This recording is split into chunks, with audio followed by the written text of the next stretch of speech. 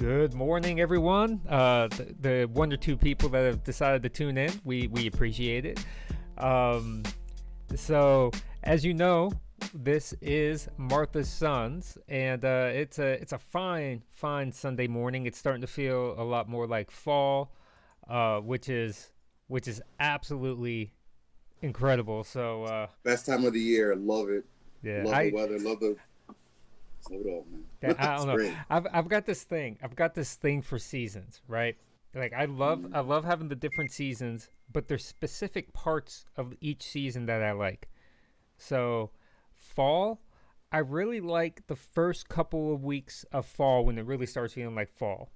Yeah. And then I like the first few weeks of true winter. I'm talking about like right around Christmas time.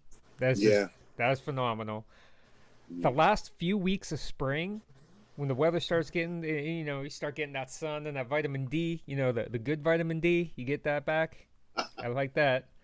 And then summer's kind of weird. Like I like the last couple of weeks of summer and the first couple of weeks of summer, because in the middle of the summer, man, for me anyway, it's hot, man. You're just roasting. It's like, how is that enjoyable? I was like, oh great, I'm in an oven and it's set for 98 degrees for about 80 days in a row. Comfortable. No, it's not. It sucks. Yeah, some people. That's just me personally. Yeah, no, man, dude. Like if my boobs are sweating, it's too hot. Yeah. So you gotta clean up under. You gotta lift the boob to. It's like every summer I buy stock and baby powder because I know it's about that time. Yeah, chafing, baby.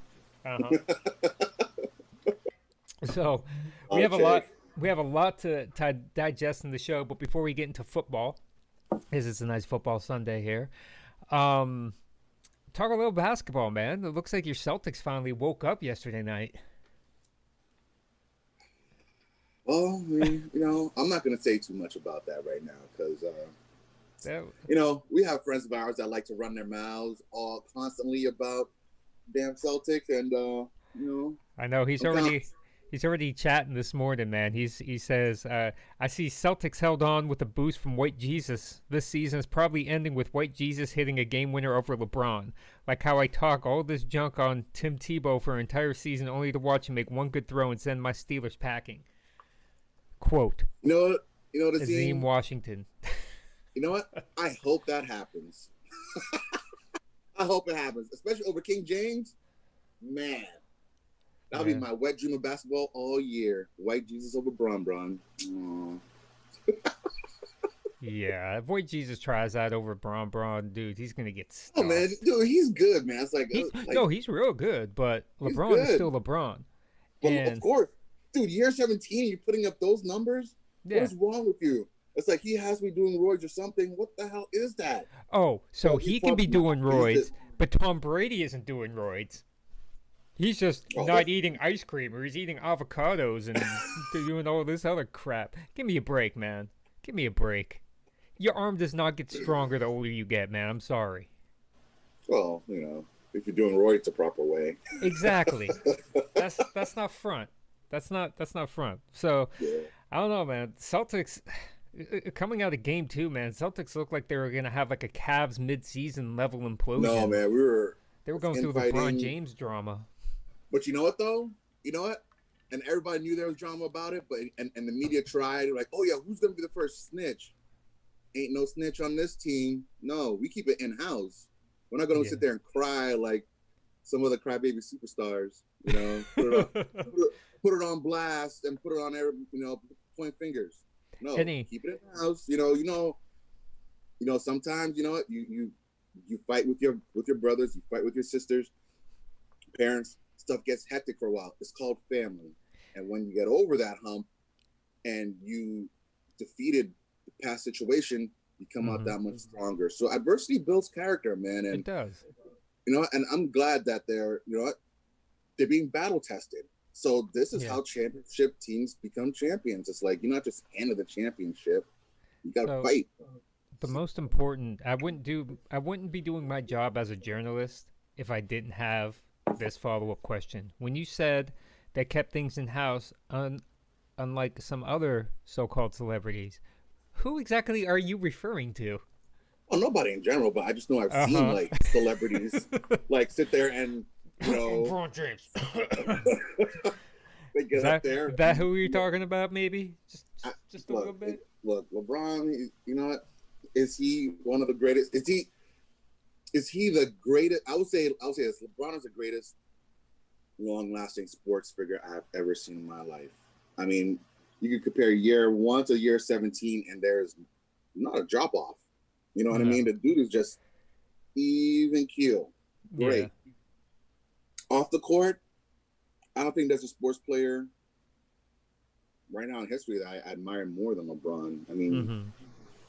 building that I Promise school, Yeah. dude. Even thinking about it makes me tear up because it's so awesome to see, and I think a lot of, especially like black athletes. I think a lot of black athletes need to give a nice portion back to the inner city communities to rebuild those communities, build them up so we can get to the next level. It's like we have a lot of you know uh, we have a lot of athletes right now, Mm-hmm.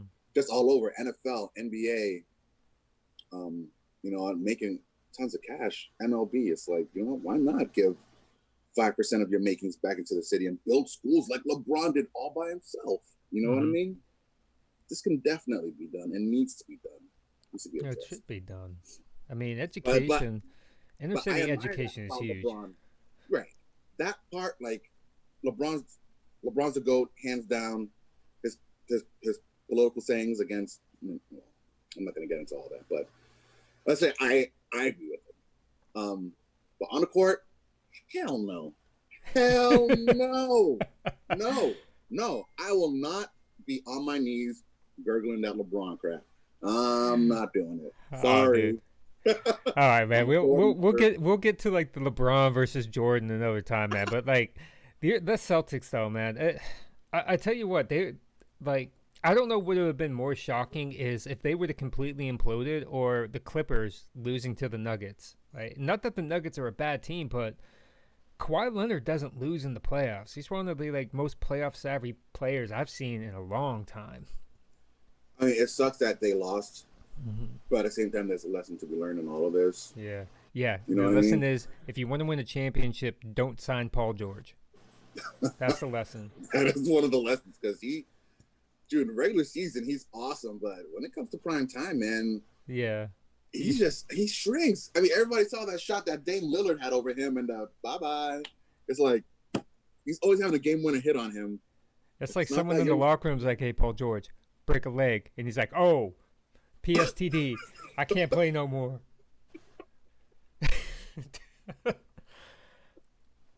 Oh, man. There's a lot of players like that. But, like, Paul, like, he talked about playoff P. I'm like, wow, man. Playoff P. Yeah, wow. That doesn't even sound right. What the hell's that? Oh, he played like playoff A is what he plays like. Yeah, a lot of playoff A. Like, what the hell happened to you, man? Like, I think he's gonna be like in the top 5 in this generation of NBA like superstars not to win a championship. And I think he's gonna be number 1 on that list. Russell Westbrook. I don't think his game translates into championship. Like, I think he's got one of the most selfish games out there. Neither does Harden's. For me personally, I mean, Harden is he a remarkable shooter? Oh my God, yes. Is he? Oh yeah. Can he play defense when he wants to? Yeah, he can actually. No, man. He had that clutch block, and now it's like I don't know. Like to me, there's something missing. It's like they have to play. I think one of the big mistakes they kept trying to do was put superstars around next to him, like Chris Paul, Russell Westbrook, because he just doesn't play well with them. They need to set up a team very similar to the Bucks, which is another letdown. I can't believe how bad the Bucks played, but they've been playing that heliocentric style of offense, right? Mm-hmm. Where it's like, hey, everything just revolves. Like, you let Giannis just do what he does, and then you have 4 shooters on the court. You can play that way with with Harden, I think you're actually better, especially if you put some defensive specialists in there, because he's going to give you all the offense that you need. You know, dribble, step back. Yeah, pretty much. Yeah. It's like, it's not, Shanae, it's pretty. I got that line from Shanae. Like the Mbumbuke, you know what I'm talking about? Dribble. Yeah, she's like, dribble, step back. Dribble, pass. Oh, man. Oh, it's too funny. So, I don't know. I mean, I don't know. Being down 2-1 to the Heat with Jimmy Butler. Jimmy Butler's probably the most Jordan-like he's very similar, has like similar mentality to like Kobe and Jordan, and he's just yes he's just not pleasant to be around. But man, when it comes to game time, you want him on that wall. You want that grit, wall. you want that toughness. He's not gonna sit there and comply. It's like, that's why he got bounced around for so long, because I mean, okay, Minnesota hasn't done anything for decades, okay, No. and then he went to Philly. Enough said right there. Like that. Like that organization, the process didn't work. You need to go back to square one, or salvage what you haven't create. We'll have to talk about that, but yeah, for sure, because they got their issues too, and then and he goes right to the Heat, and I'm like, you know what, the Heat might be pretty good, because Spoelstra's a good coach. Yeah, he really Riley's is. a good GM. Yes, I mean, phenomenal GM. Organizational structure. Exactly. They get these, like, their organization is great. You get these great pieces, you know, Bam, Derrick Jones, Bam, I said Bam, Tyler Hero. Yeah. You get these great pieces, and all of a sudden they mesh well, and they like each other. They want to win. They want to win now. It's hangry, man. They're hangry. Mm-hmm. But yeah, like the process is just a mess. Like Philly, like here's my problem. Philly did what I hate that a lot of NFL teams do. They figure that they're a year or two away, and then they start bringing in a bunch of free agents, like Tobias Harris. They're training for Tobias Harris. They're trying to bring in Jimmy Butler, and they're just bringing in all these people, and they're not building anything organically. That's why the Celtics, I mean, all you know, kidding aside, why they've been so good is, and why I think they're even better without Kyrie Irving, is because they were an organically grown team. They learned how to play together. They learned how to overcome things, and there's enough talent there. Like they're very similar to me as like the 2005 Detroit Pistons, where if you look, like that was just the Ben Wallace, Rasheed Wallace teams. Chauncey Billups, yeah, Rip Hamilton, like Tayshaun Prince. Gritty, man. Yeah, they're tough. Like none of them were, I would say, like a top 10 player, even at any point in their career. But there were pieces that fit together so well, and that was the fit is so important. That's where Philly really dropped the ball, in my opinion. It's like I understand what the process is. Hey, just take the most talented person. Just take the most talented person in the draft. Take the best player available. At some point, you have to start building a team, though. Well, that's it, man. You know, Jimmy Butler, he said his story. I just heard this not too long ago. He said he knew that things were going to be really bad in Philly when he said it was like his first film session with the team. He says they all get in the video room. Mm-hmm. Everybody sits down. It's all quiet. It's like, all right, maybe this is how they start this. Mm-hmm. Yeah, so they put the tape on of whatever team they were playing. They watched, like, everyone sat in a room quiet for like half an hour. Yeah. Nothing was said. Not one word. He goes, and after it, they just turned it off and said, all right, let's go practice. He said not one word was said during the film study. And it's like, how can you get better if you're not communicating on strategy on how to defeat your opponent? And so I get why he wants to leave Philly. I mean, if that's the culture there like that, that coach got to go, man. Yeah, that's. Got to start new. I tried to give Brett Brown the benefit of the doubt because he went through some rough seasons, but I think it was time. Yeah, I mean, maybe he was burnt out. He just got sick of it. Maybe Joel Embiid just mentally beat the crap out of him. Who the hell knows? So, anyway. So before we put a bow on it, man, I mean, NBA season is definitely going to get interesting this year. I tell you, but I don't know. I guess I need to see what happens in Game 4 before I can start feeling a little bit more confident about the Celtics. Oh, I'm not holding my breath, man. I know how these things go. Yeah, So but I'm you just say that about the Patriots every year, and then every year they're sniffing a Super Bowl ring, and you try to downplay it like, oh yeah, whatever, I'm just being man. realistic, man. It's like, come No, on you're now. It's not. like What you you're can't be what you're too high, doing you can't is be you're too trying low. not to draw attention to yourself as being a hometown homer. That's all you're doing, man. Don't front. Hey, I'm being realistic. The Celtics, they have imploded. They got a lot of stuff to work out. Um, but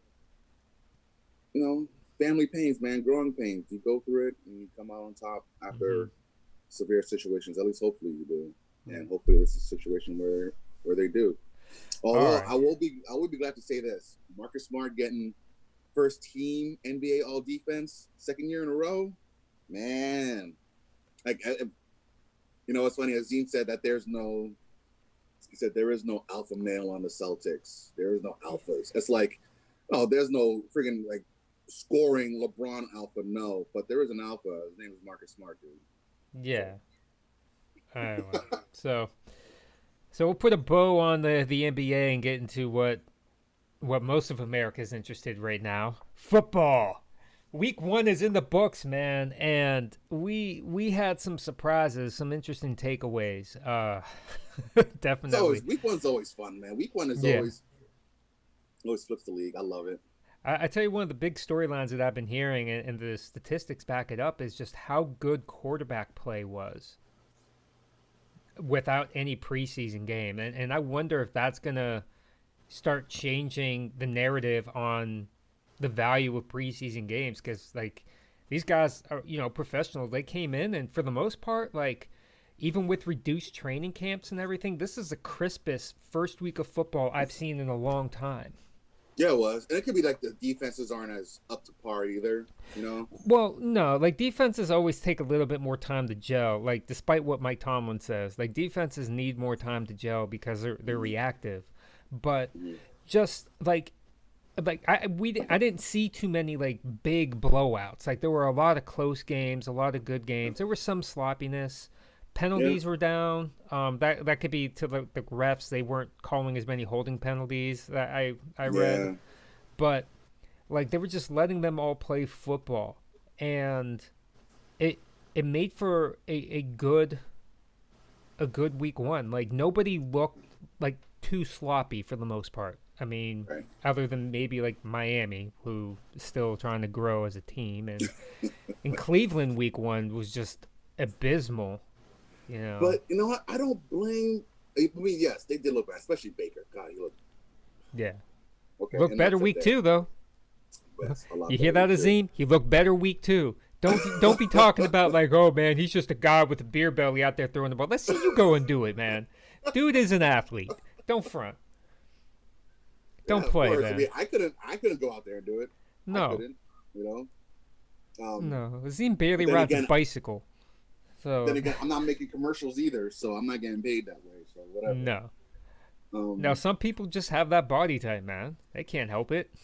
No, I mean, Tom Brady's not out there like jacked and ripped, but he got a basic, there's a basic skinny freaking white boy frame, man. But he goes out there, he makes it work. He does though. Come on, man. No, Sebastian Janikowski. You telling me Sebastian Janikowski was in great shape, man? He was still. He was still hoofing it, man.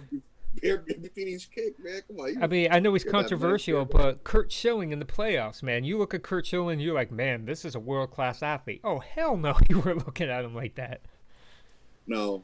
But Kurt Schilling, he literally became a Red Sox. Yeah. To win like literally. You know what I mean? And I was like, this is a sign. Come on now. Literally becoming a Red Sox, you're freaking.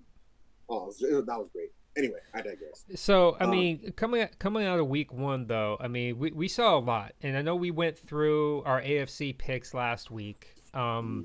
Anything change in your mind? No. You can't really get all hyped about week 1. I mean, a lot of people are going nuts. It's like, come on. It's like, I don't think the NFL starts gelling its true form for that season till week 4. Week 4 is when you get the best idea of what's coming moving forward. Mm-hmm. Some people say, "Oh my God, well, this team lost their."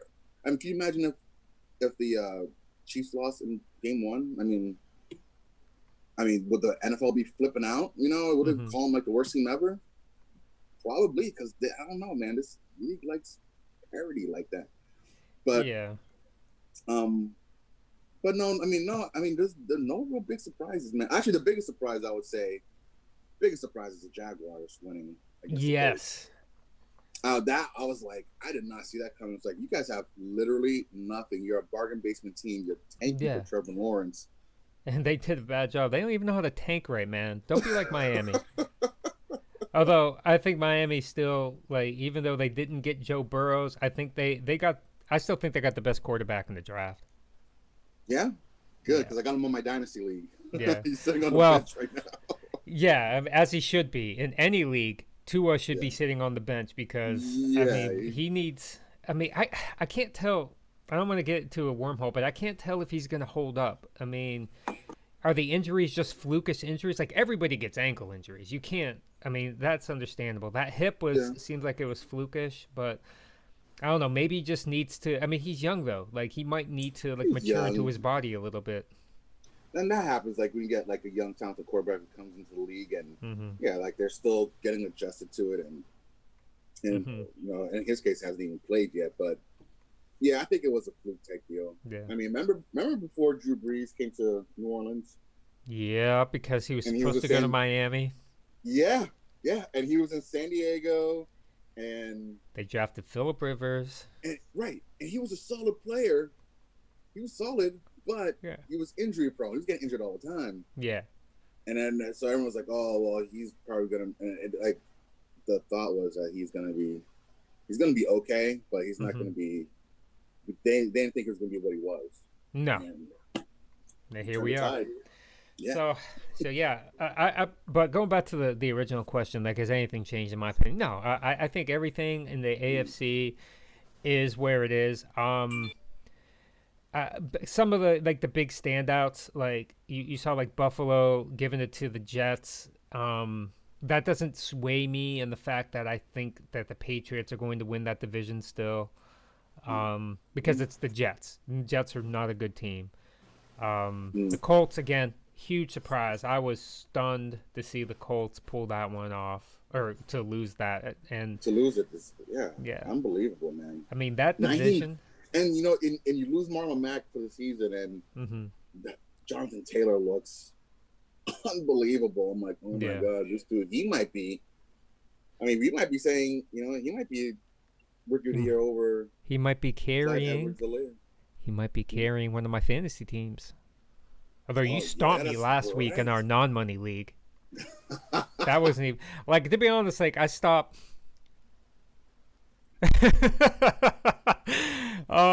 Chewy says that ankle injury remark was insensitive to those without feet. Oh. Well, thank you, Chewy. Thanks for your insight, thank you, Chewy. Hey, Chewy, Chris, how was your night last night? Did you do anything fun? Yeah, let's see what he has to say. I'll be interested. But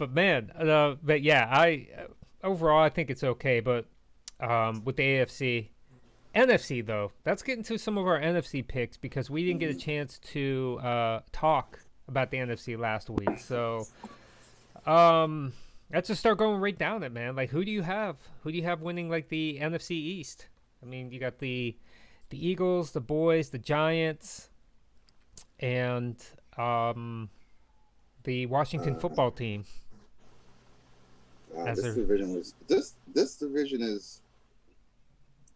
This division is weird, man. I mean, honestly, anybody with any common sense, you see this division, you're automatically going to say the Cowboys. They got the most complete team. However, it's the Cowboys. I mean, come on, man. They seem to screw it up too every year. So a piece of me, honestly, I'm still up in air about this.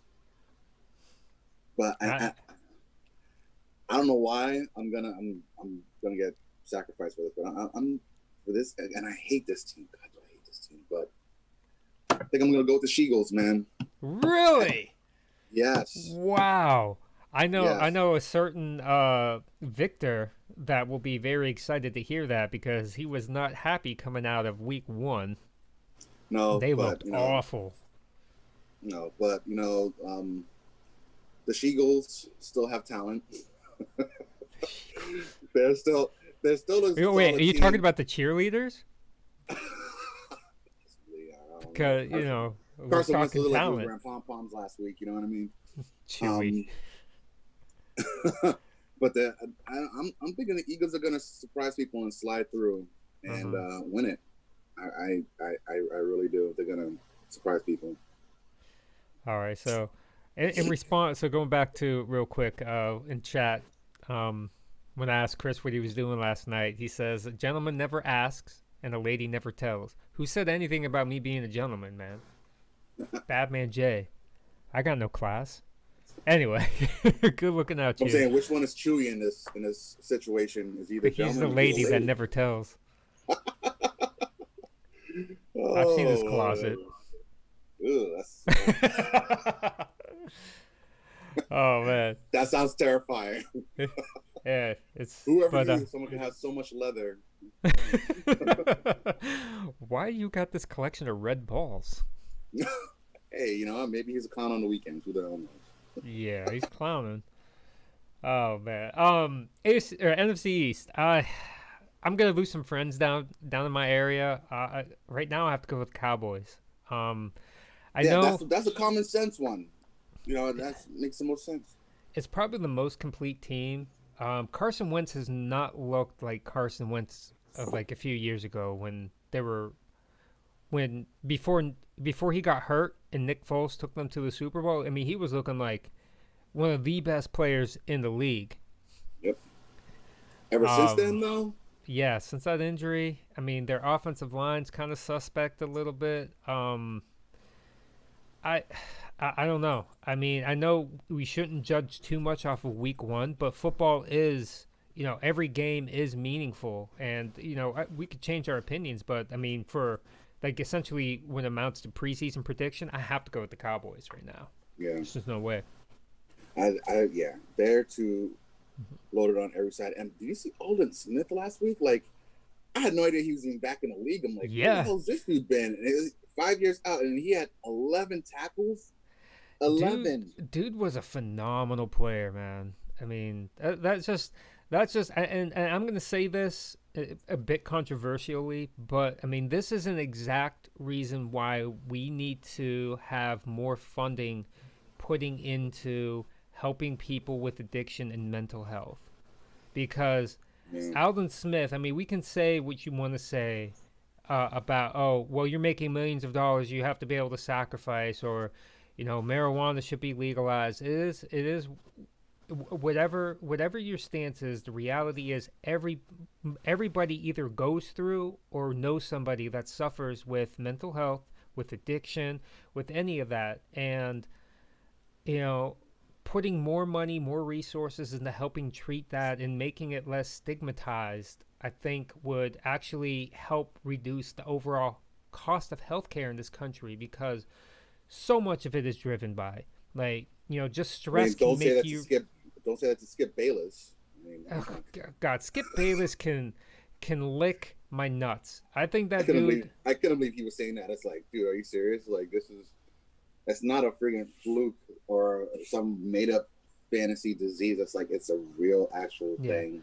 Like, I mean, I get it but I also understand there's a mechanism of choice that's involved. Like, you choose to do the things that you're doing, and you have to be cognizant of that. But what happens is once that addiction sets in, your choices are taken away. And if you truly want to help somebody, you help them adjust the addiction. You don't admonish them and push them off to the side.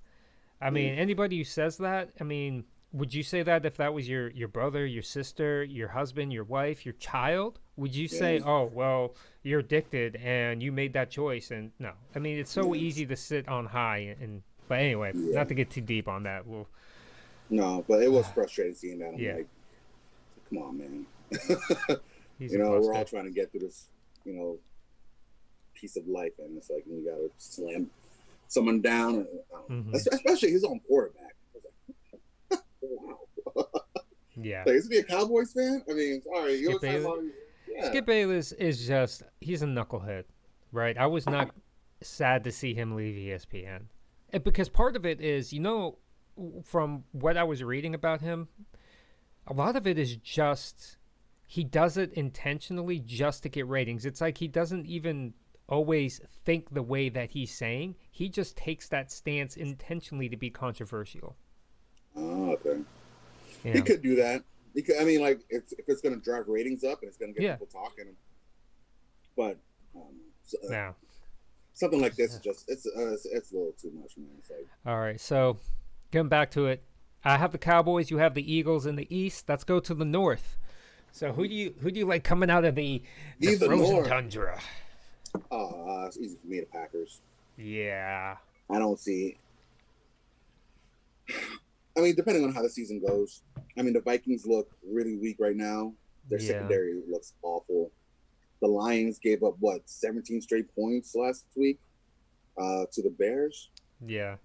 And the Bears were down 17 to the Lions. Yeah. Most of that game. So it's like, yeah, man, the Packers look amazing. Yeah. I'm going with the Packers all the way. Aaron Rodgers. Yeah, I go with the Packers too, although I'm not fully sold on them. I think the Bears could actually surprise some people. If they can get anything out of Mitch Trubisky, they're going to be because they have a pretty good defense. Khalil Mack alone is going to account for like 10 sacks and numerous QB pressures. He can shift the entire game himself. But there's a lot of talent still left on the Vikings. So this could be a competitive division. And Matt Stafford, I mean, he's been good every year. So he could catch fire and start carrying a team. Yeah, Staff is amazing. They've got a nice little squad around them. Yeah. I don't know, man. It'd be good to see different teams buying every year. But this looks like it's going to be a pretty cookie cutter division. I see the Packers. Their defense is solid. Their offense is solid. But, like I said, week one, you don't want to. Yeah. You don't want to set anything in stone just yet. Football's special for a reason. And I think this is going to be Matt Patricia's last year as a coach of the Lions. I don't even know if he's going to make it through the season. We'll have to have a maybe next week we'll talk about the Belichick coaching tree, because that's a very interesting topic for me. But moving on, I have the Packers too. I mean, there's not much more to say about that. Let's go to the South, NFC South. Who do you like? The South? Yeah. The South is going to be the most interesting one for me personally. The South. I mean, okay, outside of the Panthers, we know you're rebuilding. Mm-hmm. Okay, seems like they're always rebuilding personally, but you got the Falcons. Mm-hmm. Falcons are tough, but they always seem to be that 500 team that really, I don't know. They almost it seems like they're treading water every year. They're not swimming. Yeah. You have the Saints, who are always amazing. Yeah. Always have it together. They got a really severe injury, to Michael Thomas right now, and he should be out for at least like a month with a high ankle sprain. Those things are nasty. He's saying he was trying to play this week. It's like, dude, calm down. And then you have the Buccaneers, man. I mean, that whole team's revamped, and people were. I need to make sure I can jumping down Brady's throat, like. He went and slept with their mama. Now, come on now. This dude, I have a feeling he's going to turn the team around. Mm-hmm. I'm saying Buccaneers. Really? Okay. NFC South. Upsetting everybody. I will tell you that the NFC South, of all of these picks, has probably been the easiest one for me, and it's the Saints. The Saints, far and away, have the best team. I am on record from even before last week that the Buccaneers with Brady would be 7-9, 8-8 team. Mm-hmm. I think coaching matters a lot, and Bruce Arians, I mean, I respect him and I like him as a coach. He has a tendency to get quarterbacks killed. I mean, if you watch him, like, he's a guy that wants to sling the ball down the field, and he's almost like he's running like Air Coryell offense where he's taking like 7-step drops and these guys are flying down the field. It's like watching 1970 Oakland Raiders. But some good teams. yeah, they were great teams. Good team. But when you have Gene Upshaw and Art Shell playing tackle for you that can give you 7 seconds of protection, it's a little bit different. Art Shell, man. Art Shell was a Gene Upshaw. Whew. Yeah, they were nasty. Yeah. But yeah, because of all of that, it's like it's the Saints. I mean, there's just they've got too many weapons. Like, yeah, Michael Thomas is down, but they still have Emmanuel Sanders. And people forget that they have Emmanuel Sanders. Alvin Kamara is still a weapon. Taysom Hill is still a weapon. And they won last week against the Bucs with Drew Brees throwing for like 178 yards, something like that. So it's like they can win in different ways now, and it's just they've definitely learned how to be a utility tool, man. Like they can bring out whatever and start winning games. And another player for them that's I think he's so underrated, man. Nobody talks about him. Is Kwan Smith. He's a third-year receiver, and the kid's dynamite. He just hasn't had a lot of opportunity to really shine. And now with Michael Thomas being gone, I think, third year. They say the third year with receivers is the year they really, really take off. Yeah. So I'm hoping this is the year for him. I hope he explodes. Honestly, because the first time I saw him play, I'm like, this kid is phenomenal. He's got great hands. He's a great route runner. Just doesn't have the greatest speed, but I mean, he does everything right that I could tell on the field. So great team. Can't blame you there, but you're wrong. Yeah. Okay. We'll see. So let's go out now to the West. So last division, who do you got in the West? I'm controversy this year, man. I'm controversy. You're gonna go with the Cardinals, aren't you? You know what? I had two teams in the NFC this year. Sorry, in the whole NFL that were going to be my surprise teams of the year. One of them, Cincinnati Bengals. 0-2, I know, but you know what? I have a feeling that they're going to be coming back a lot more, especially towards the end of the season. I really think they're gonna surprise a lot of people. And my second team was the Cardinals, for sure. I think the second year of Kyler Murray, adding D-Hop, they look better offensively with Kenyon Drake back there. Although he didn't get a lot of. Last week was kind of, I don't know. Best week one, like I said. But their defense is very, very slept on. Chandler Jones was second in the running for Defensive Player of the Year last year. Oh, yeah, dude. Solid player, man. He's solid. No one talks about Budda Baker. Like, it's like Budda Baker's they got a solid squad. So we'll see. I'm very interested in them. But they're my pick. This one was the toughest one for me. And the reason why it was tough wasn't because I thought this was a massively competitive division. I actually think this is one of the more mediocre divisions in the league right now. And I think the best team out of there is going to be the Seahawks. I think they have the most complete team. Kyler Murray, week one, it's fantastic. Dude's also 5'2". I mean, and he's slight. He's not thick like a Russell Wilson. He's definitely a little bit smaller, so there is the potential of wear and tear. And it's teams that go from worst to first don't. It doesn't happen too often. No, and it doesn't last long. It seems like, you know what I No, mean? because there's another team in the division like the Rams. They're a great example. You know, Yes, they had some good but the coaching. Rams, everyone forgets, man. They sucked last year, but the year before they were in the Super Bowl.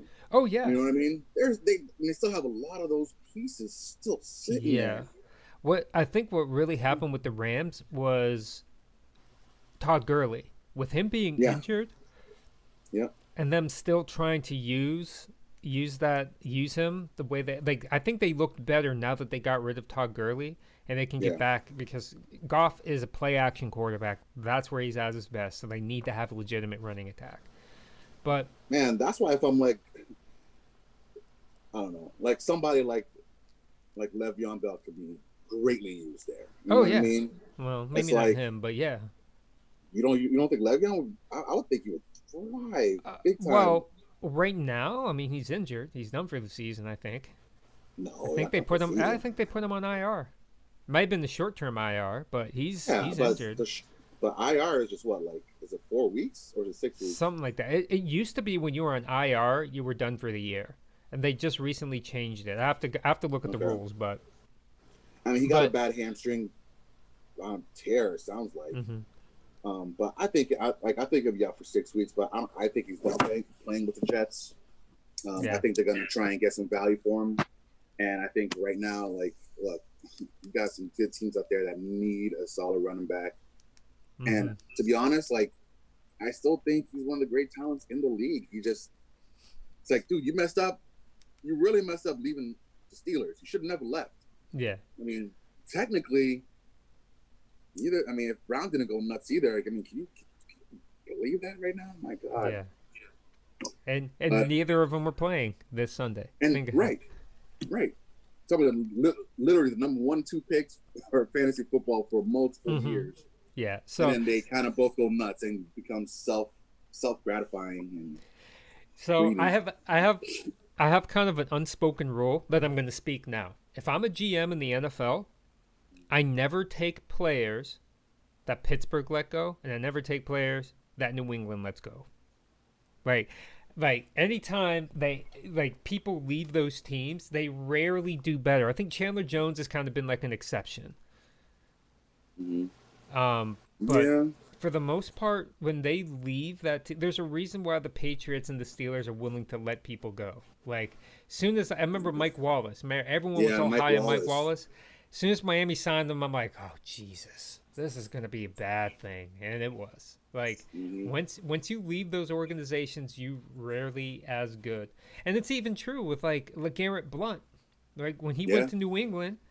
And then Pittsburgh made the mistake of signing someone who New England let go, and it didn't work out. It just.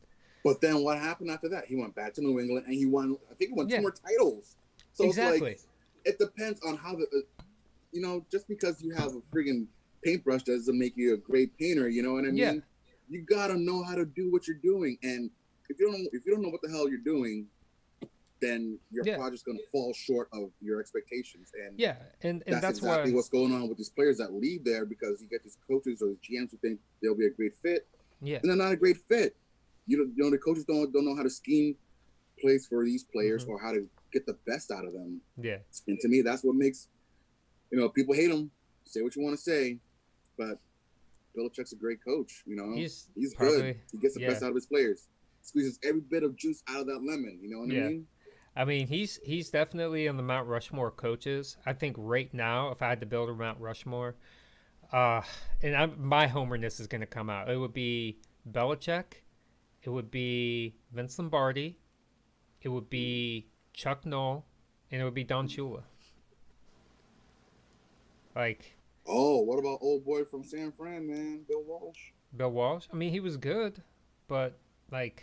Bill Walsh? He won like 5 Super Bowls? He won 3 Super Bowls. Okay, 3. I mean, he built that team. He built that team really well. But like, I don't know. Just Chuck Noll, what he was able to do in the '70s with that team. Yeah, you go 4 Super Bowls in 6 years. Yeah, and I think he coached longer than Walsh did. Yeah, the no coach what 30 years? Yeah, he coached into like the early '90s before Bill Cowher took over. Yep. Don Shula, like all-time winningest coach. I mean, just think about like we talk about Is like he still number 1 on that list? Yeah. Yes, he is. Like Bill Belichick has a chance. He has to like coach for like 5 or 6 more years and win 10 games every single year in order to like catch him. No shit. Like Don Shula he put some numbers up. Like Tom Landry, I think might still be number 2. Wow, I didn't think Belichick was all the way back there. I'm like, dude, he got to be getting up there somewhere. He's creeping up, but you got to remember, like Don Shula coached for like 30 years and won like 10 games every year. He has like 300 some wins.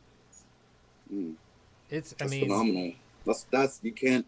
The numbers never lie. Yeah, but what to me, I mean, yeah, he only won 2 Super Bowls, but when I look at it, it's like, okay, he won Super Bowls in the '70s with like the no-name defense with like and Larry Zonka, Jim Kick running the ball like and just destroying people that way, and then he won in the '80s with Dan Marino. And probably should have had another Super Bowl, you know, if they could have just. Should have. And that was Marino's rookie year, right? Second year. The second year they went to the Super Bowl. The best chance for them to win the Super Bowl though was the year that the Bears actually won it, because if you remember, the Bears went 18-1 that season. Their only loss was to Miami, and Dan Marino torched them, but. Somehow, the stupid Patriots beat Miami in the playoffs in the championship game, which makes no sense because the Patriots just got dog shit on. And I know. What you want to say, man. I know. You gotta put up or shut up, and the Patriots put up that game. I don't know what happened. Mean, it was just, you know, we were just fodder for the Bears to blow us out by what, like 40-something points in the Super Bowl. Yeah, but Dan Marino was the perfect quarterback to go against that. Dan Marino, just because of his release alone, so quick, so fast, like I think he could have frustrated them because everything that the Bears did is predicated on rushing and getting pressure on the quarterback. So now you have Dan Marino who doesn't shrink in the pressure and has a super quick release to take advantage of all their, you know, because they didn't have great secondary. They had an okay secondary.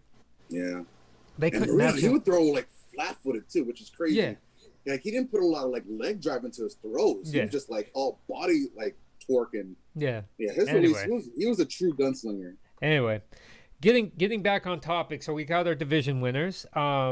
So wild cards. Who are your 3 wild card teams? We'll do this real quick so we can take a couple minutes to talk about the big matchups. Odd with this new format is just throwing me off. 3 wild cards. God. 3 wild cards. So, is it 3 wild cards all together, the AFC and NFC, or 3? No, 3 per conference. So I'll tell you mine just so get your brain popping. My wild card picks are the 49ers, the Buccaneers, and the Rams. So I actually have 3 teams coming out of the West this year. Okay. Damn. It's like, can you really argue with that? It's like I can't. Like honestly, everyone from the West could go. Yeah. This is. Yeah, because you're going to have your winner, and you got to have, I don't know, sleeper teams? God. I mean, well, according to my format then I'll have to say, the Saints. Yeah.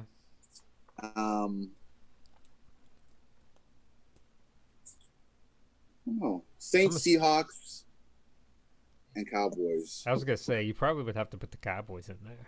Yeah. Saints, Seahawks, and Cowboys. That makes the most sense.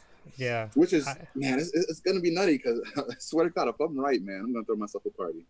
Yeah, and if I'm right, then something else is really wrong. Yeah. All right. So, yeah, those are our NFC picks. NFC is weird this year because I know a couple years ago it seemed like the NFC was the conference. Like the best teams were in the NFC other than like the Patriots and the Steelers at that time. But now it seems like it's a very mediocre division. Like, I don't know, man. I mean, I'm looking at toughest division in football altogether right now. Which division are you picking? Oh, the toughest? Like the toughest. Like it's like every team hates playing this division, or they hate playing each other because it's just a bloodbath. Oh man. Oh, so I'm gonna have to ask a qualifying question here. Are you saying the most competitive or the toughest division to get out of? Because they're different. Honestly, both. I mean, so they the most. So I think the hardest division to probably win this year is going to be the West, the NFC West, because I think all the teams are relatively close together. Yeah. The most competitive division, I mean, it could be the Nfc South is pretty competitive. Mm-hmm. But it's two team heavy. Like the Falcons. I can't believe the Falcons are the outliers. We don't know what the hell they're gonna do. Yeah. I mean, God, did you see the offense last week? Now they got Gage coming out of nowhere, and he was good last year, but dang. Like, I'm surprised their coach wasn't fired though last year. Like they, since they went to the Super Bowl and lost a 28-3 lead, like a bunch of knuckleheads. Greatest Super Bowl ever. I wouldn't go that far. Anyway, it was great. Greatest NFL comeback history in NFL history. Greatest comeback. I mean, I can't name a better comeback, honestly, but whatever. I can't. Whatever. What about Buffalo's comeback against Houston, the Oilers? They were down by 35 or something like that, or 31 points going into half. I was like an 11-year-old kid watching that. I thought that was great. But but it wasn't win a Super Bowl. So, but I'm just saying. Yeah, I know. Kiss my ball. All the Patriot haters are hating me more. Whatever. Yeah, and we're doing a good job of it. That's a really tough one. Because I think the AFC North, just from the Steelers and the Ravens, it's the same thing. But you know what? I'm gonna have to say the AFC South. I'm not gonna bury the Colts yet. The Jaguars, maybe the Jaguars actually can play. And now that they shredded some of their locker room malcontents, they're a more cohesive unit. I mean, there is such thing as addition by subtraction. I mean, yeah, you don't want to ever lose a talent like Jalen Ramsey, and Leonard Fournette was just kind of whatever anyway. He was very inconsistent. So yeah. But if they're causing chaos and discontent in the locker room, it can really impact the nature of a team. I mean, T.O. is a perfect example of when that can happen. Yep. Then the Houston, I mean, Bill Bryan's going to have that team coached well. They just have a very, very bad start to the season, opening up with Kansas City and then following it up week 2 with the Ravens, which is going to be my marquee matchup this week is the Ravens and Texans. It's a lot on the line for that one, and a lot of pressure on the Texans to be able to win. And I think it's like Deshaun Watson and Lamar Jackson's like 4th or 5th meeting going back to college when they played in the ACC together. Oh, wow. So, because Clemson and Louisville met, once every year. That's right. Oh man. So that could be a solid game. But yeah, I mean, and the Jaguars can play. Didn't they get drafted the same year, right? Yeah. No, year apart. Okay. And then let's not forget that the Titans are in that division, and they were in the championship game last year. They're a funny team too, man. It's like I don't know. They're as close to the Patriots' early championship teams as anything I've seen. And they got better through Jadeveon Clowney, and all they have to do is have Ryan Tannehill not lose them games. And I think he's improved a lot. I think he has a coaching staff that really believes in him and stands by his decisions with him. Yeah, well, I also think that he's in a situation where he has more talent around him, and he's not asked to carry the team. They will win through running. They will win through passing, or not passing, defense, and they'll just use passing to offset that. And it's not like he has Alex Smith like limitations in the passing game. He can throw, he can run, so he can add dimensions all over the place. I mean, he's pretty good. Say the least. Yeah, is he Oops. is he one of the best quarterbacks in the league? No, not by a long shot. But he's never going to carry a team, but put into a right position, he's going to be like an Alex Smith like 2.0 because he has more athletic ability. Yeah. I wish the best for him, man. I always thought he got a raw deal in Miami. Everybody who goes to Miami gets a raw deal. That's just which is sad because I mean it's Miami. It's a beautiful city, and it's hot down there though, man. It's real hot. I mean, me personally, I'm not a Florida person. Right? It's humid in Florida, man. Every time I've been in Florida, it's like, oh, I'm in Florida. All right, I need AC now. I mean, yeah, pretty much. I mean, yeah, I guess there's some like beauty on the beaches and stuff, but man, like when you're just walking around like hotel to airport, you can do better. You can do better, man. So man, that's our NFC show. I think going into next week, what we should do for these is just we'll take a. I guess, guys, and you let us know in the chat like what you think about this show format. I'm thinking we might take like the first 15 minutes just to talk about anything else that's happening in the world. If a big story or big sports thing will come up, we will make that the big body of our show. But we will maybe take some time to review the week before, and if anybody's interested in reading it, you want to get involved with this, Aaron, I can open up a little blog space where we can put some midweek nerd thoughts down. Ooh, I like that. I'll give you access to that. So, if there's any like shows or anything that you've been watching, like The Boys or anything that you want to, talk about a little bit. Phenomenal show. Yeah, I need to catch up on it. So we'll set aside like Country, amazing. Y'all gotta watch it. I think what we'll do is maybe we'll set aside like the first 15 minutes of the show, just for those kind of topics. We'll have like a main discussion point. We'll and this like during the NFL season, I think maybe just I think I'll save like the weekly recap. Like if you guys like you and Z want to send me your thoughts, we can put it like I can put out like a short video in the middle of the week, like a quick post like, hey, here's our midweek NFL thoughts. I'd like to start doing like one night a week of streaming where I'm playing a game, so you guys can come and check that out. Do some because I've been thinking about it too, man. Like I would like to get back into gaming. Yeah, it's hard. I don't know. Because I'm finding myself with a little bit more time, not a lot more, but a little bit. Yeah. And it's weird when it's like, man, I used to do this all the time, and now I'm like, how do I get back into the role of video games? Well, I like the games where I can play them I play for maybe like an hour and then I'm done doing something else. And but other games, like if I'm playing online with friends or whatever, I'll play a lot longer. Because I'm communicating, I'm chatting, and I still think like we need to try to get that D&D thing going, man. We never got a commitment out of Azim. I think we should do it on here. I think that'd be fun, man. Exactly. Like, that's what I'm thinking. I'm thinking like a Saturday night, once a month.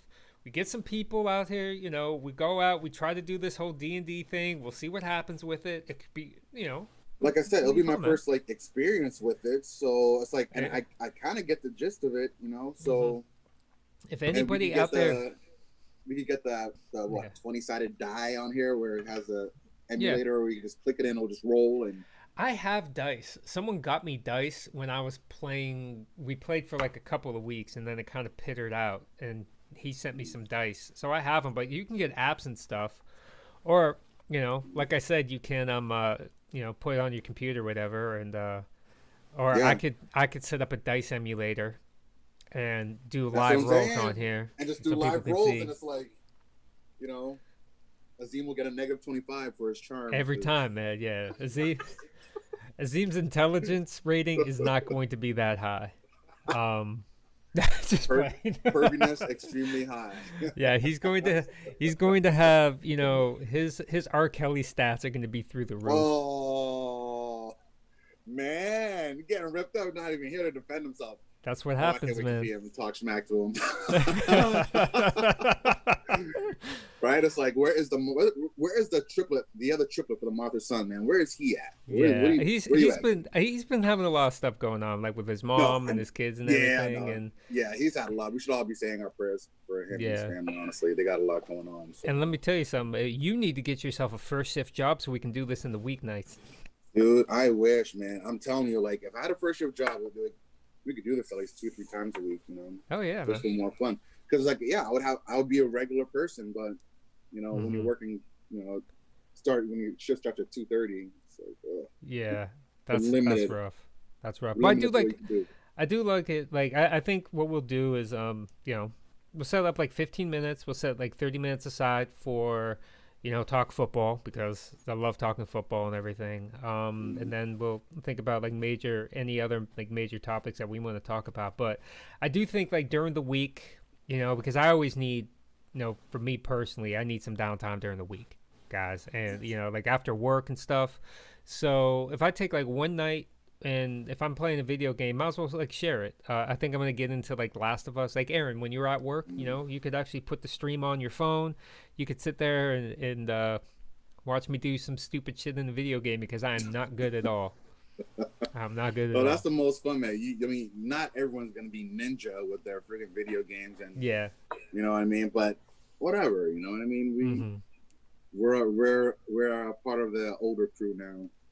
Yep. The more civilized world, if you will. Yeah, civilized, and we're having a show called Martha's Son. Oh, snap, I see a youngin'. Yep, Hello. Hello, how are you? Good. I miss you. I miss you too. Aww. You just earned yourself a cookie. You're being all shy now. Yeah, all right, fam. I think we're gonna call the show there this week. You know, good looking out. Like I said, we'll be in next week. I'll think about starting up that blog a little bit. We'll talk offline, Aaron. And then, like I said, during the week, I will, you know, do some streaming. I'll probably, at least initially, be on Twitch, but we'll go from there. We'll see what happens, and we'll send out links if anybody's interested in it. And you know, but until then, you know, thank you guys for tuning in. Have a great weekend or rest of your Sunday, and we will catch you next week. Deuces. Go Patriots.